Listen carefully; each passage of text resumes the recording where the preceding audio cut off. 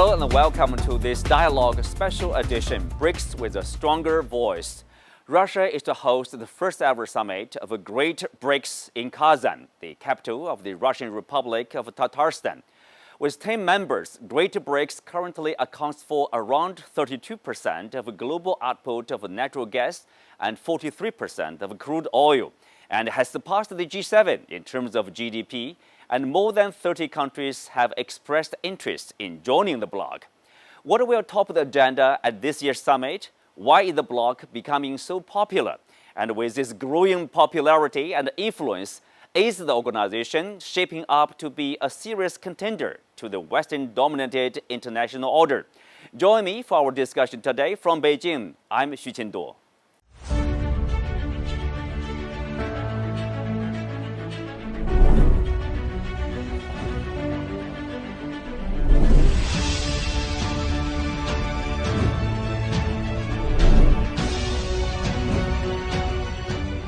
Not only the right of each country to choose its way of development, but respect also its political system, its culture.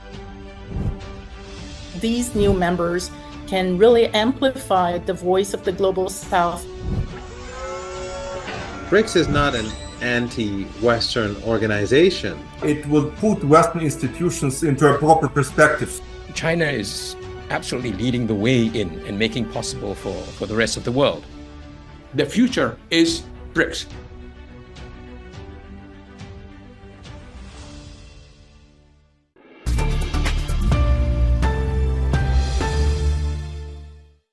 Joining me today are Wang Huiyao, President, Center for China and Globalization. Welcome, Huiyao. And Andrei Kortunov, Academic Director of the Russian International Affairs Council. Professor Radhika Desai, Department of Political Studies, University of Manitoba. Arina Marisan, Senior Researcher at the Institute for Global Dialogue. And Professor Nurhan El-Sheikh, International Relations, Cairo University. Ibrahim Hashem, China-based strategist and scholar. Welcome to the show. Well, we are having this expanded grouping of BRICS. Andrei, I will start with you. And so what does that mean for this group, and what are the top agenda for this year's summit with this expanded grouping? Let me start with saying that this is a very special event for the Russian Federation. Not only because it's the first summit after the BRICS enlargement, but also because, as we know, Russia is now under very strong pressure from the West, which is trying to isolate Moscow in the international system. So it is very important for President Putin and for the Kremlin to host a large-scale event in Russia this year. And it seems that we are going to have a couple of dozen of state leaders, not only from the BRIC member states, both old and new, but also from partner countries and from international organizations. As far as the agenda is concerned, the agenda is quite diverse, and I have to say that Russia did its homework, arranging many ministerials and other governmental meetings in order to elaborate special items of the agenda. And that includes the finance issues. Russia is particularly concerned about what it calls de-dollarization of the international financial system. Hopefully some first steps will be made there. Russia is also pushing for the energy dimension, including both energy markets and managing the green transition. And of course, there'll be also an important security dimension to the summit in Kazan, and that will include probably joint efforts to counter international terrorism, maybe some issues of soft security. So the agenda is quite broad and quite diverse, but I'm sure that a lot of materials, a lot of documents that are supposed to be signed in Kazan are already in the pipeline. Okay, a lot of expectation there. We'll touch upon the content later on, but let's focus on the integration, the new members a little bit. Professor Nurhan, over 30 countries have expressed interest or have applied for to become part of BRICS grouping. What explains this kind of increasing interest, especially from developing countries here? Actually, BRICS introduce opportunities for Global South in general. Fair win-win situation. I think that BRICS fulfill the demands or the aspirations of Global South for independent way in development. Because actually our experience in Global South in general and dealing with the West, particularly in IMF and World Bank, etc., was not that much good. And even the economic relation, bilateral economic relation, was not that fair enough for Global South.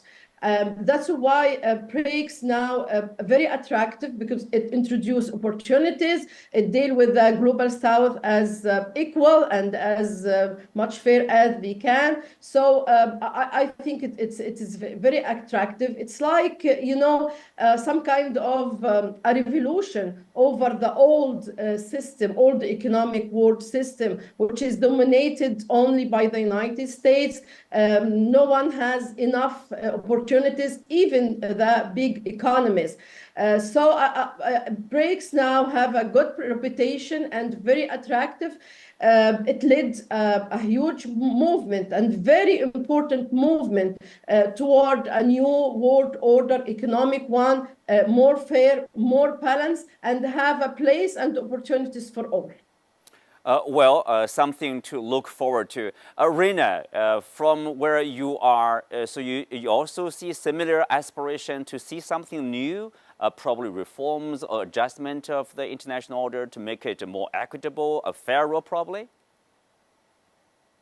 Absolutely. So when you consider BRICS, I mean, BRICS is an optimistic collaborator, but a fervent competitor. And so for me, two major questions are arising this year. Of course, the modalities of expansion, but also more importantly, the second question is intertwined and how it's related to the first. And it's the impact on payments, the structure and flow of money, and pursuing global economic reform.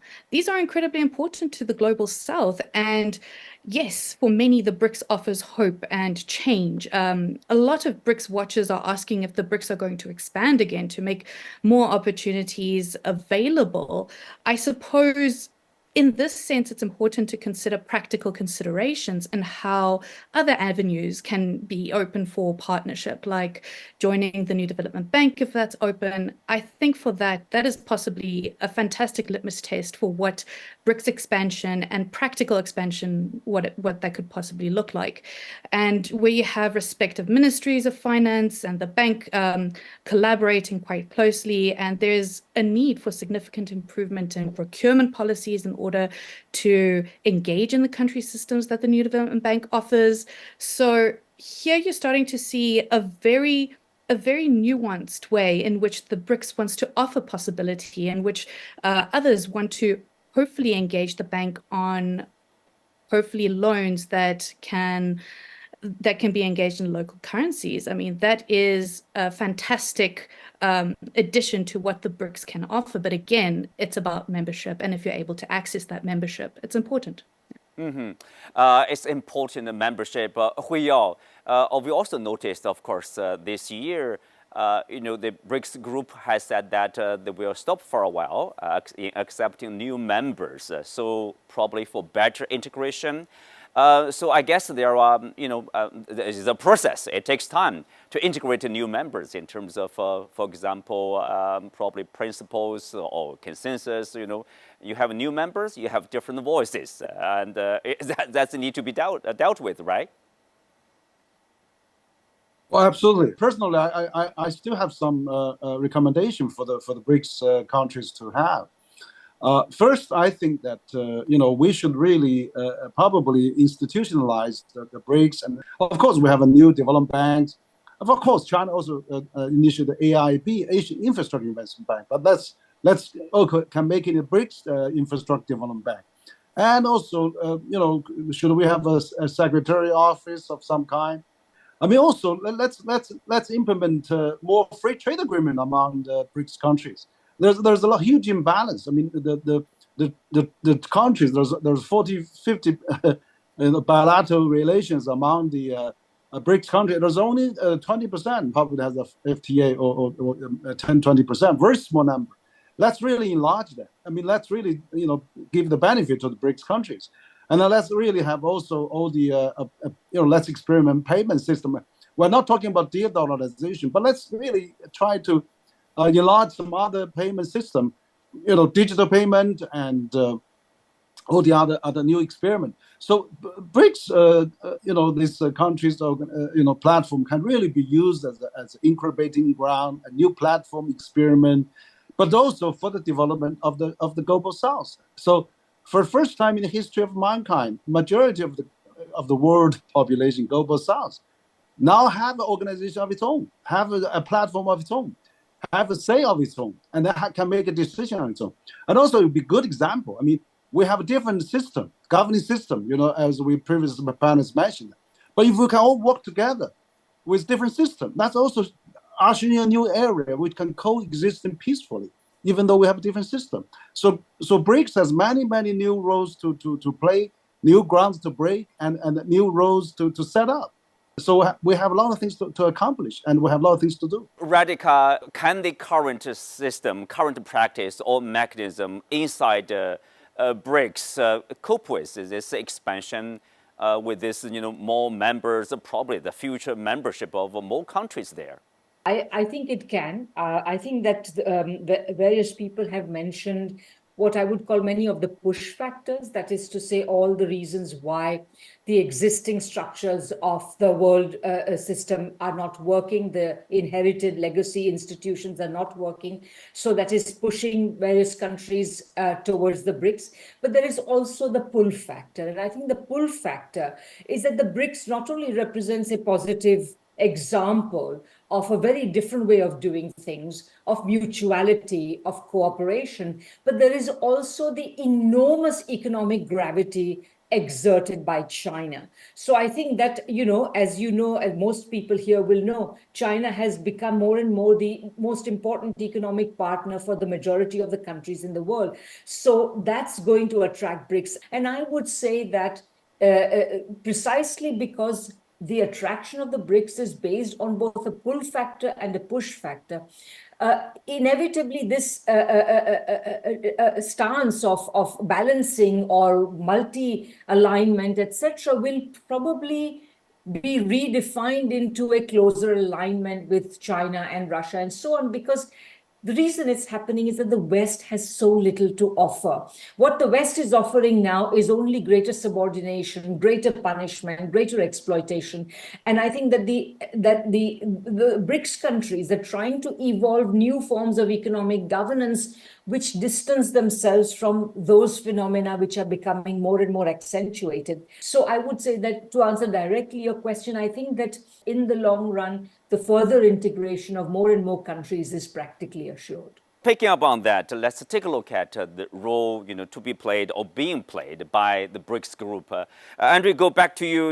Of course, the Russian Finance Minister Anton Silvanov pointed out that the share of global GDP of BRICS countries has reached more than 36%, and their economic growth is much faster than G7 countries.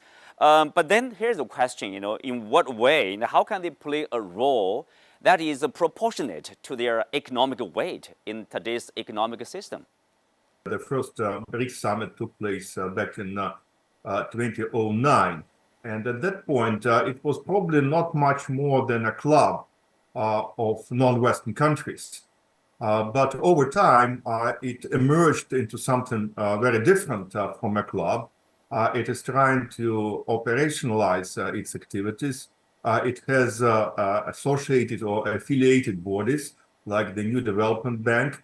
And I think that this summit will be a test about how far BRICS can go in turning itself into a global laboratory for new forms of multilateral cooperation.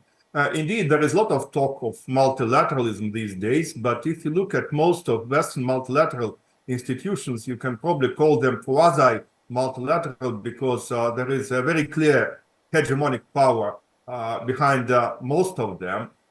This hegemonic role can be benign or not so benign, but there is a lot of hierarchies in the world.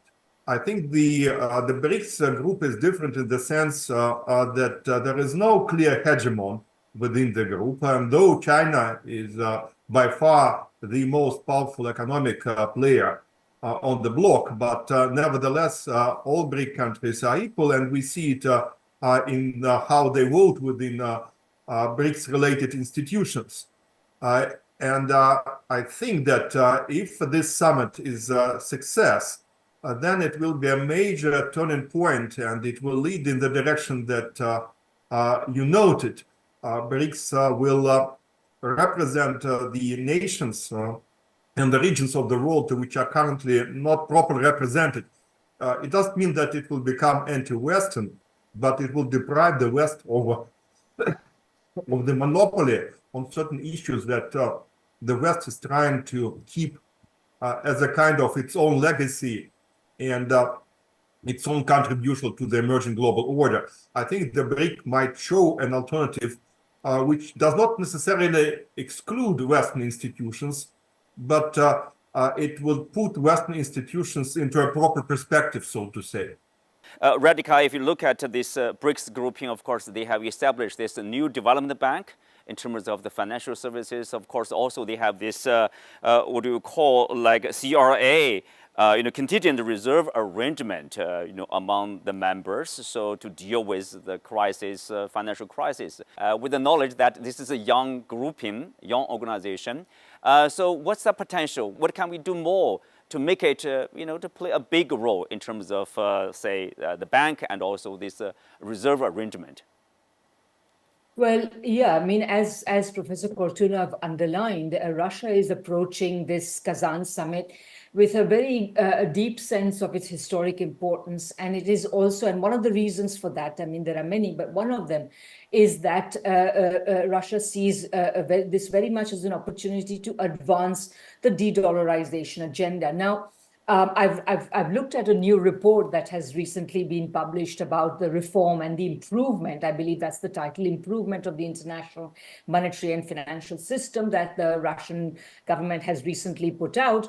And I think that it has invested a lot of thinking into analyzing what are the problems with the existing system. The existing system, we talk about the IMF and the World Bank, but actually the existing international monetary and financial system is a complex of these institutions like the IMF and the World Bank, but also a number of huge private actors, which are primarily based in the United States and constitute the United States or the dollar-denominated international system, which has been hugely problematic for the entire world, and I would also say for the United States. So the new report recognizes many of the problems. It's not just the weaponization of the system that we have seen with the sequestration of the assets, not just of Russia, but of many other countries, Iran, Venezuela, etc., North Korea, but also a number of systemic problems. So they point out there is a hub and spoke relationship. So if two countries of what Russia now calls the world majority want to do trade or payments with one another, they have to go through the hub of the system, which is the United States dominated system, in order to do trade with one another. So this has to be dealt with. It also points out that a lot of capital is flowing from these other countries, non-Western countries, world majority countries, towards the West. The West does not need more capital. The people who need capital for development are the other countries. So you have to devise a system in which development financing, development capital will flow towards the countries of the world majority. Third world countries or world majority countries also pay a huge premium for borrowing from this system. So that a new system is needed that will not require that. And there are so many other such problems. So it recognizes the problems. It also recognizes the difficulty of coming to an agreement. And it has come up with a number of measures, steps that can be taken immediately while opening up the discussion for something more ambitious. So I would say that this agenda, you are right, the existing institutions have not gone forward too much, primarily because they remain too reliant on the existing legacy institutions. So I think this push to move further, which has become more urgent for Russia, but also for many other countries, given the way in which, the other problem with the dollar-denominated system, international monetary and financial system, is that it regularly produces financial crises. We've got to move away from that because the whole world pays the price for the crises that are created by a tiny, tiny minority of people in the interest of a tiny, tiny minority of the people. So we've got to move away from that system. And I think that in the present, from looking at this report, I think the Russians have put a lot of effort into this. And I would be very interested to see how far it advances. Arina, you were nodding your head. So, I mean, at a time of increasing, let's say, raising the interest rates of the US dollar, for example, of course, there's inflation inside the US, but then there's capital flow from many developing countries. Some of them are fragile, vulnerable to this kind of situation. So there are challenges, obviously. So hopefully this, whatever new mechanism, probably a financial mechanism there, that will help deal with such kind of challenges. So what's interesting, and I agree with the panel, that this really pushes itself in history, in the post-World War II history that we've seen. And the West has enjoyed considerable privilege in setting the rules and benefiting from these kinds of rules. And when you look at what institutions are supposed to represent, I mean, the IMF is usually spoken about as the kind of post-1944, space that stabilized national fiscal space with the intention to further financial monetary competition and cooperation. And this was incredibly important. But at the same time, as we've come to see, these kinds of institutions are very influential in terms of cross-border institutions influencing other government institutions and within the actual economic order as well. And they have the capacity to move a considerable amount of funds while at the same time taking advantage by exercising power towards states or hosts of these particular funds, the dollar being a beneficiary of it. And so I think when you look at other opportunities, we've spoken about the CRA and how it is possibly an alternative to the IMF. This is a recognition that the BRICS need to maintain stability in the face of global financial challenges, and that a weakness in one country has the potential to impact the whole partnership, essentially. The CRA is important for what it also represents to ensure that the BRICS just do not default on loans and face this kind of dire fiscal consequences. And it's, yes, it's due to assist in the short term with balance of payments and to assist this kind of short-term engagement, but it's also a recognition of where the BRICS want to be. And I'm unclear if this means that new members will join the CRA as well. Perhaps this is something that we'll see with the upcoming summit. But again, it's not necessarily relying on the de-dollarization debate or call for de-dollarization, but rather de-risking from these kinds of impacts from the dollar, essentially. Well said. The interesting point there. I think one proposal from the Russian side has been a digital payment platform known as BRICS Bridge. The idea is, of course, to promote trade among BRICS members and also help reduce the impact of external sanctions such as that. Andrew, tell us more about that. Well, I think that digital currencies are the flavor of the season. Everybody thinks about going digital, and I think that BRICS countries should not be an exception. It's not that easy. It takes time. It is linked to many new technologies which are just being tested. But nevertheless, there is a lot of room there, especially if this shift to digital currencies is matched by the introduction of more free trade zones within the BRICS space. Indeed, right now, we have many discrepancies in the bilateral trade relations. For instance, if you take Russia has a very significant surplus in its trade with India and Brazil. And basically, there is no way you can deal with this surplus if you stay within the bilateral framework. But if you move to a multilateral digital exchange, then it is not a problem. You can use this money elsewhere. You can use this money in trading with China or with South Africa or with Egypt. So it definitely is an important advantage. But this transition will not be too fast. That's clear. And though we can make the first step already in Kazan, but I think it will take quite some time for us to make sure that digital exchanges constitute a fair share of our multilateral trade. And of course, that does not exclude other directions in which the current financial system can and should be reformed.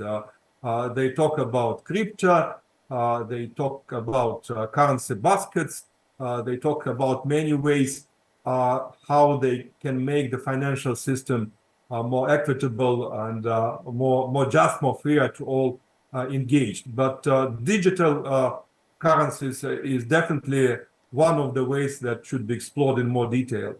Can I jump in here? Yeah, go ahead, Radhika.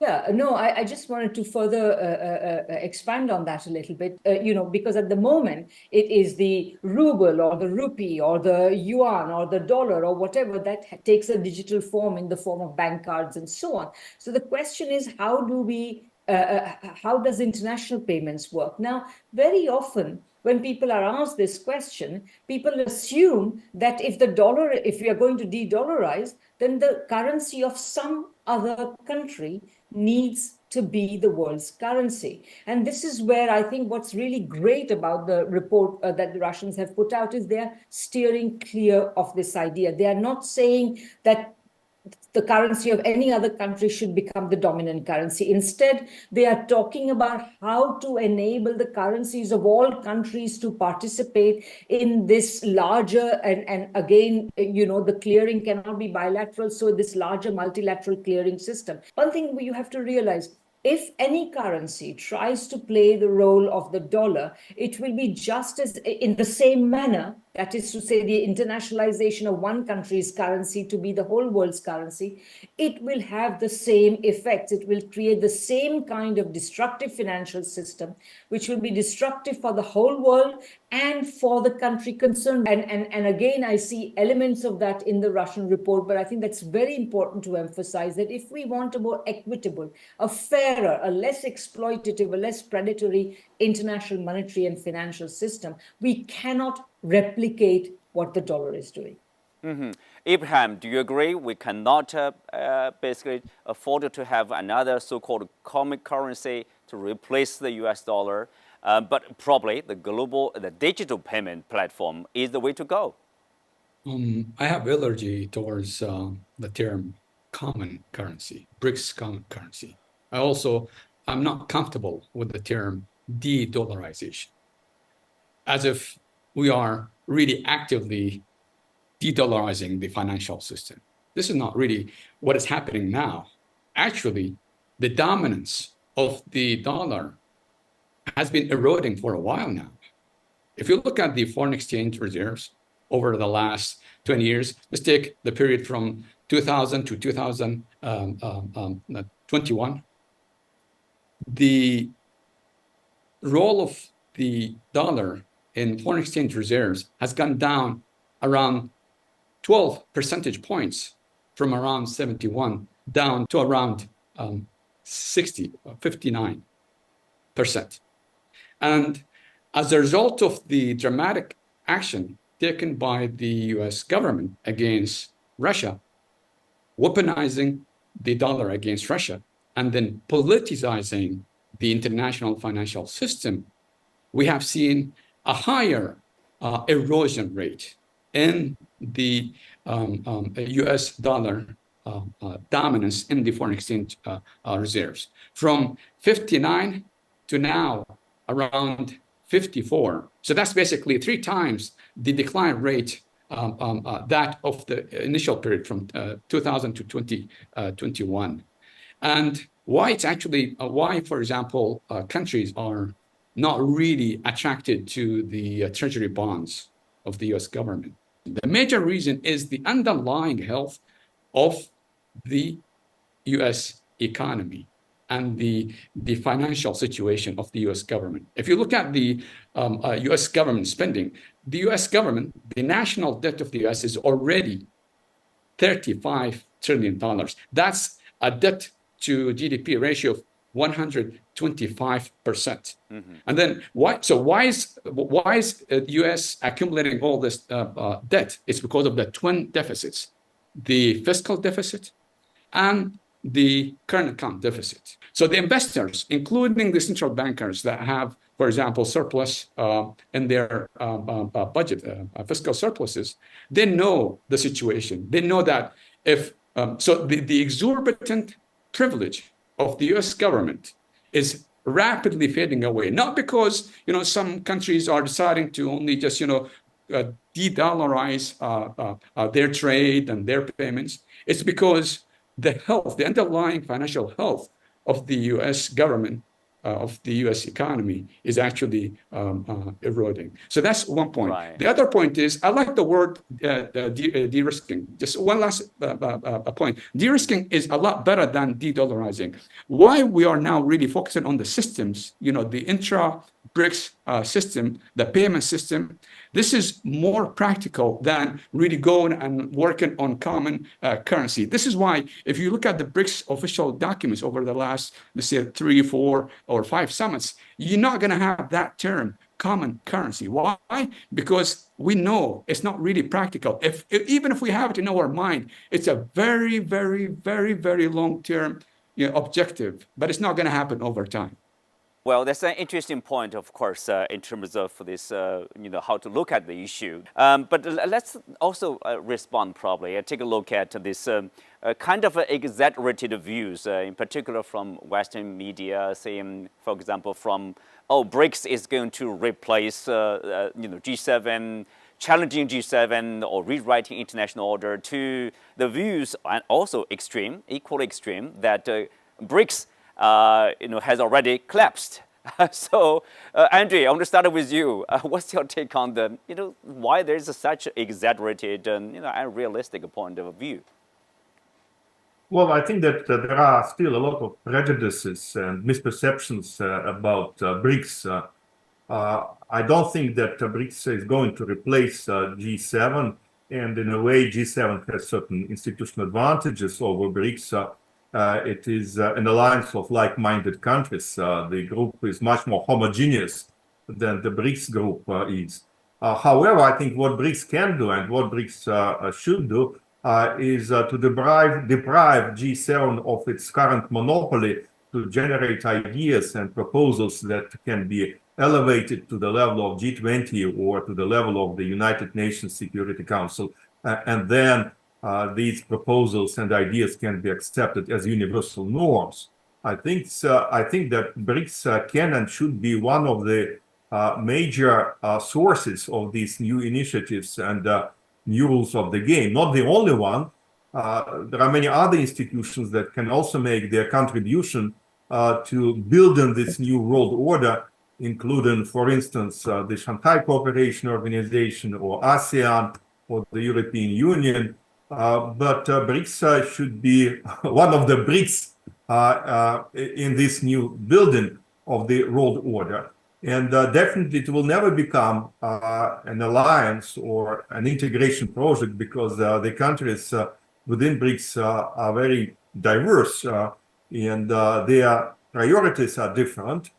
So it is not a club, it is more than a club. But it is not an integration project or a political alliance either. It is definitely an alliance of a new type, something that can respond quickly to the new challenges and to the new problems that are emerging in the world. And this is also a union that can represent the majority of the humankind.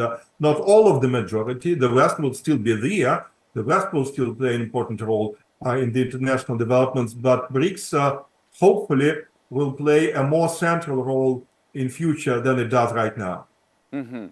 Irina, what does the emergence of BRICS group mean? I mean, to this, in particular, to the Western world, I would say. So depending on who you ask, some will say that the world is in an unpredictable flux. Is it a crisis of multilateralism? Is it a post-Western order? And so on and so forth, depending on whose perspective you're looking at. And what's important for the BRICS is that they've always acknowledged that their goal is not to replace existing institutions and relationships, but create space for more engagement, more opportunity. And competition should be also encouraged in certain ways, but not to an extent that it rationalizes what countries are experiencing on the ground. And it also links to how power dynamics play out and how countries leverage their foreign policy stratagem. But in this sense, when you consider what the future development of BRICS is and South-South cooperation, what the BRICS have done very well is acknowledging the right for every country to compete in the international relations environment, and according to their own vision and goals. And they may have this kind of mutual respect for one another. And for the global South, this is a quest to become an engine of self-growth that is not swayed by geopolitics. And it doesn't mean that the BRICS are benevolent actors here and that they're the savior or the reason that the global South is going to succeed. They're pragmatic by nature. And it's very important for the global South to manage these kinds of expectations in this regard and push for their pragmatic views and objectives. But what we're seeing is this continued trend of rising inequality, especially in terms of what is happening in the world. And there is less alignment of collective views, especially in trade and finance, especially amongst the global South. And to some degree, the rise of China was an important moment that triggered greater global competition and new ways of looking at finance and finance for development. But it's also pushed the space where the classical Western world now feels that competition, and now you've created certain fault lines even within the global South, and this needs to be managed more effectively going forward. Nurhan, do you agree? Probably expectation needs to be managed. BRICS here, they are not here to competing with G7 or with whatever the current, let's say, global system, international order. It is a very different concept from G7. The 7 countries should grow and grow regardless what happened in the rest of the world. But BRICS is going or working with different mentality and different goals. We are building bridges and new path, which is fair and balanced toward the development. China usually mention, which is to grow together or to develop together. So it is completely different mentality. And even China, when introduced Belt and Road Initiative, they not introduce it to hegemony or to control the economic, the world economy, but they introduced it for China and the whole world to build bridges, to enhance cooperation. I think with that mentality, we can achieve a lot and we can reach a lot more than we expect and more beyond what the Western afraid of. Ibrahim, inside this group, you have different countries with different political system, different ideology. It's not like-minded countries often mentioned in the Western countries. They are, of course, representing themselves, but also probably the stronger voice of the global South. Yeah, correct. I absolutely agree. The point that earlier raised by Mr. Henry, that maybe now is the right time to really have maybe a secretariat, maybe a more institutionalized decision-making mechanism and so on and so forth. The way I see BRICS evolving, it's really similar to the way SCO evolved. I know in China, you have this Chongyue, the idiom, 莫这石头过河. So you see, you cross the river by really feeling the stones. So now that point is really critically important, especially for the new members and especially for the way forward. Now, in my opinion, I said it earlier at the beginning of our discussion today, the future is BRICS. Why I'm saying that is it's not really an opinion. It's actually represented in the numbers. By 2050, BRICS will be more than 50% of the global economy. It's already around 35% of the global economy versus the G7, it's 30%. And then if you go some years back, 2000, G7 was 40% of the global economy. And going forward, the growth rate, the average growth rate of BRICS will be around 189%, versus for the G7 is going to be 50%, average of 50%. So going back to the point, why is it attractive? It's because countries see that BRICS is the future of the world, not only for China, Russia, and the 10 members now, it's for the entire world. And those who are actually going to miss the train now will have a very hard time catching up later. Catching up later. Radhika, some would say, BRICS is more like, I don't know, OECD economic grouping rather than, let's say, likes of NATO. That's the future of BRICS. Well, yes. So first of all, I just want to make one clarification, because we've had a lot of back and forth about, whether BRICS is anti-West or not. Of course, BRICS is not anti-West. Unfortunately, the West is kind of anti-BRICS. So there's going to be some kind of confrontation, and BRICS countries will have to stand up to the West to that extent. This is the context in which I want to speak. When we speak about imperialism, people mean different things by it. And I've used the term in this conversation. And I do believe that Western institutions have been imperialist. They continue to try to be imperialist, but their ability to be imperialist is declining. This is also creating, therefore, the space for other countries to emerge and organizations like BRICS to emerge. Now, the sense of imperialism is that some countries develop at the expense of other countries to whom they deny development. The pursuit of development is anti-imperialism. And I think in that sense, China, the move from, the different visions that have been articulated by President Xi and within the BRICS context and so on, they all emphasize development. And I think that is the absolute key. If BRICS continues to emphasize development, it will continue to gather more and more support, and it will also advance beyond the West. Because at the moment, what's wrong is that for the West is that it has adopted a failing economic model. It has adopted a neoliberal economic model, which means prioritizing the interests of big monopoly private corporations.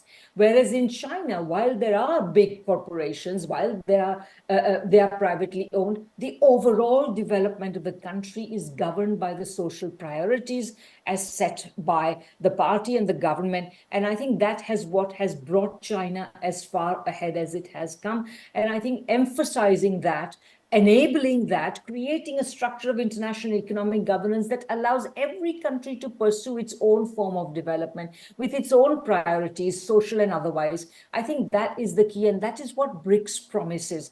Rule of construction. Last words, forward-looking. Do you also, I also offer the opinion, probably, BRICS will get along and live and coexist peacefully with G7, basically most Western countries, for the near future?